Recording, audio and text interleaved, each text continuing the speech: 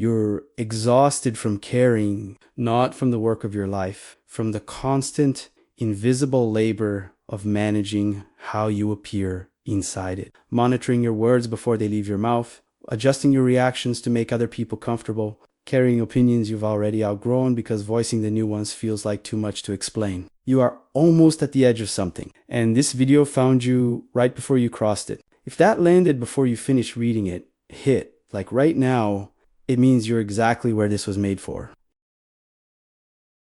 Here is what everyone gets wrong about the moment you're standing in.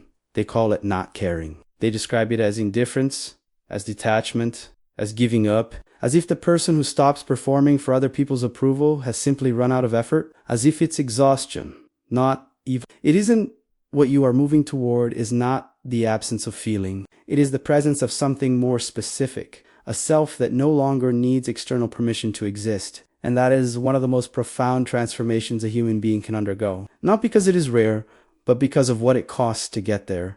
Because you do not arrive at that place by caring less. You arrive by finally caring about the right things. And discovering in the process that most of what you were tracking was never yours to carry. Friedrich Nietzsche spent his entire life circling one central question. What does it mean to become who you actually are, rather than who the world shaped you to be? He called the pull of the group the herd instinct, not as cruelty, but as precision. The herd does not want you to become fully yourself, not out of malice, simply because a person who has stopped performing for the group's approval is no longer fully legible to it, and what the group cannot read, it cannot control. And what it cannot control, it finds threatening. You have felt this, the subtle pressure that arrives when you hold an opinion too firmly, the chill in a room when you stop laughing at something that isn't funny, the particular quality of silence that follows when you say what you actually think instead of what the room wanted to hear. That pressure is not evidence that you are wrong. It is evidence that you are becoming harder to manage, and the herd responds to that same way it always has, by making the cost of individuality feel higher than the cost of conformity. Think of the hour before dawn. The darkest part of the night is not the middle. It is the last stretch before light. The moment just before everything changes is when the darkness feels most total, most permanent, most like it has always been this way and always will be. And yet, light is already in motion, has been for hours. The darkness you feel right now, the exhaustion, the weight of all that careful management, the sense that something in you is about to give way, is not the absence of light. It is the last seconds before it arrives. You are not losing your capacity to care. You are losing your willingness to spend that capacity on approval you were never meant to need. And that is the part no one prepared you for. There are specific ways this threshold shows up.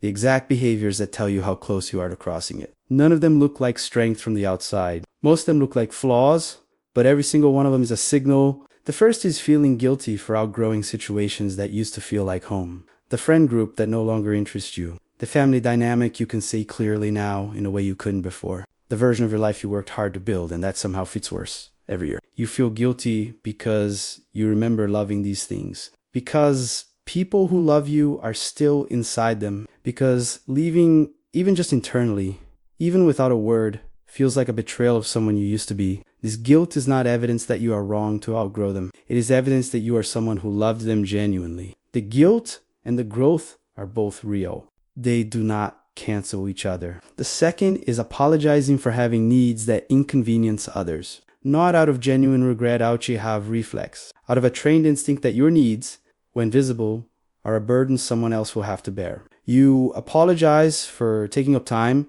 for asking twice, for needing to reschedule, for being tired, for being honest about what you want. Each apology is a small act of a way of making yourself smaller so the room doesn't have to accommodate you. The person you are becoming does not do this. Not because they stop caring about others, but because they have stopped treating their own existence as an inconvenience. The third is shrinking your opinions in real time. You begin a sentence knowing what you actually think. And somewhere in the middle of it, as you read the room, as you clock the expression shifting on someone's face, as you sense the temperature changing, you soften it, you add qualifiers, you walk it back to something more palatable. You arrive at the end of your own sentence having said something significantly less true than what you started with. This is not social grace. This is the herd instinct operating in real time, editing you back into legibility before you've finished becoming a. The fourth is laughing at things you no longer find funny, at the joke that lands wrong, at the dismissal of something you quietly care about. The comment has an edge beneath its humor, and everyone in the room can feel it. You laugh because the silence would be louder, because laughing is the price of staying in the room, because explaining why you're not laughing feels like more exposure than you're ready for. But every time you do it, you are paying for belonging with a small piece of your honesty. And there is a point. You are close to it now where the cost becomes one you are no longer willing to pay. These are not failures of character. They are the final symptoms of a self that is about to stop managing its own visibility. The herd can feel it. That is why the pressure has been increasing. But here's what no one tells you about what comes next. There is something underneath the exhaustion you haven't said out loud yet. Something that makes the threshold harder to cross than it should be. It isn't the opinions of the people you don't care about. You've already let most of those go. It's the opinions of the people you do care about. The ones you love. The ones you have built a life alongside. The ones whose idea of you was formed during an earlier version of yourself and who may not have signed up for this newer, less manageable one.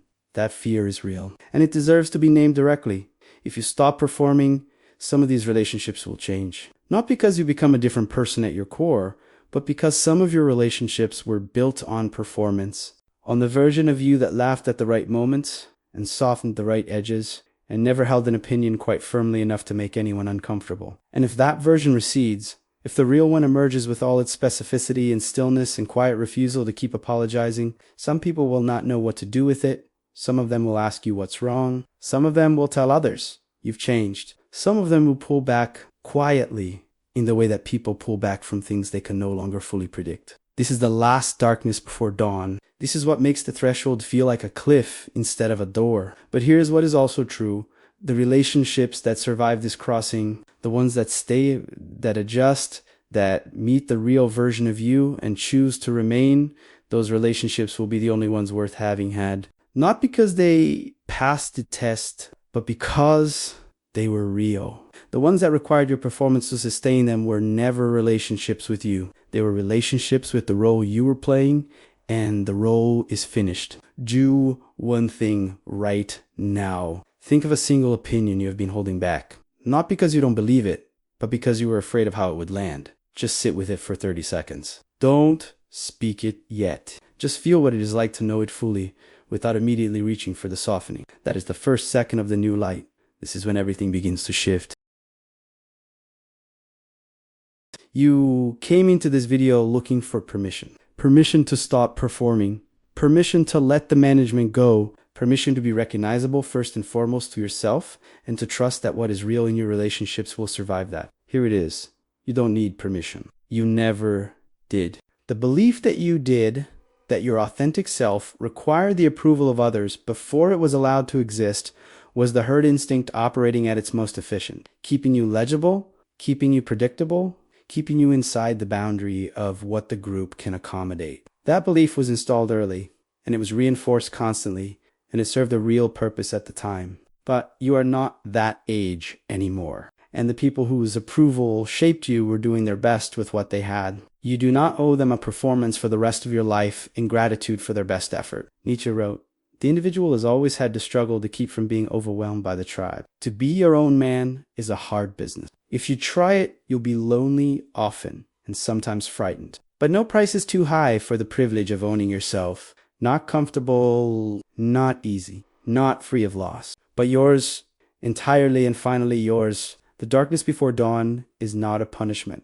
It is a transition. The people who get stuck in it are the ones who mistake the darkness for arrival, who decide that because it is hard and disorienting and costly, it must mean they were wrong to start crossing. They turn back, they re-enter the performance, they spend the rest of their lives wondering what the other side felt like. You are not turning back. You are already too close. The light is already moving. Not toward you, it was never waiting on you. It was always there.